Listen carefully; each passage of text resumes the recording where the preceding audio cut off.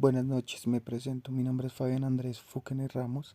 Esta presentación es un acercamiento a los conflictos desde la perspectiva de diversos autores que sirvieron de apoyo para la lectiva en cuestión a lo largo del primer corte, las cuales se relacionan al final en la infografía. Continuemos. Es notorio y evidente que el fortalecimiento paulatino del derecho ha hecho que a muchos países les disguste la prevalencia de los derechos en virtud de los sucesos de la Segunda Guerra Mundial y el refuerzo de la globalización, y con ello el derecho internacional humanitario que sobrepone los derechos sobre los conflictos que se pueden llegar a presentar entre los países y guiarlos a una resolución de los conflictos siempre con la prevalencia de los derechos individuales y colectivos de todos los seres humanos involucrados. Son contiendas de larga duración en las que la violencia y la situación de tensión e inseguridad son continuas, registrándose cimas de violencia en determinadas ocasiones. Se utilizan métodos que no son de las guerras convencionales, las que incluyen técnicas de desgaste y fuertes golpes psicológicos que son captados y difundidos por los medios de comunicación. Por ello, los conflictos contemporáneos nos sorprenden por la enorme cantidad de bajas civiles y el salvajismo de ciertas prácticas que se enseñan especialmente con ellos, pero sobre todo por el actor no estatal, para infligir golpes psicológicos a la población, la que a su vez es esgrimido como arma de presión política hacia los diferentes gobiernos.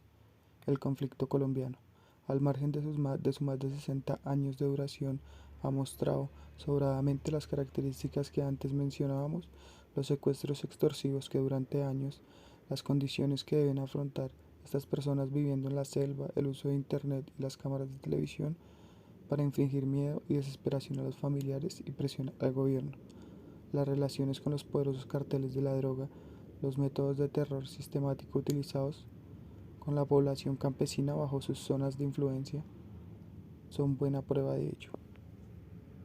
Un conflicto se regionaliza cuando sus efectos se desparraman por los países vecinos, extendiéndolo a ellos cuando sus efectos provocan una desestabilización de la región que aumenta la propensión de la misma a caer en un conflicto. La regionalización puede producirse por los flujos de refugiados y desplazados internos o por la presión de los mismos, por la acción de los grupos armados que cruzan la frontera buscando refugio o aliados, por la intromisión de otros estados en la región o efectos de sanciones internacionales a terceros estados. Esta regionalización no significa necesariamente la transformación de un conflicto interestatal en un interestatal, aunque a veces provoca fricciones o aviva otras existentes. En Colombia, el accionar de las FARC en Ecuador y Venezuela ha llevado fácilmente a irritar al gobierno del presidente Chávez a la ruptura de relaciones diplomáticas con Colombia con motivo del caso de Granda a principios del 2005. Algo similar sucedió cuando las tropas colombianas dieron muerte en marzo de este año a varios militantes de las FARC en pleno territorio ecuatoriano sin conocimiento oficial del gobierno del presidente Correa. Ambos casos de esta situación escaló a nivel regional y fue contenida antes de que el nivel de rapidez provocara confrontamientos directos. En múltiples ocasiones, esto responde, como ya vimos, a vínculos étnicos, pero también a razones culturales o religiosas que a su vez llegan a determinar enemigos y amenazas comunes, y en consecuencia a políticas y acciones que tienden a la solidaridad. En el conflicto de la ex Yugoslavia, por ejemplo, los vínculos étnicos y religiosos, civilizaciones según Huntington determinaron las conductas de terceros estados no limítrofes que tomaron partido abiertamente por alguna de las partes. Así, el Vaticano y Alemania apoyaron a Croacia, Rusia y Grecia, a los ortodoxos serbios e Irán, a los bosnios musulmanes, sin ir más lejos, los lazos religiosos y culturales de Estados Unidos.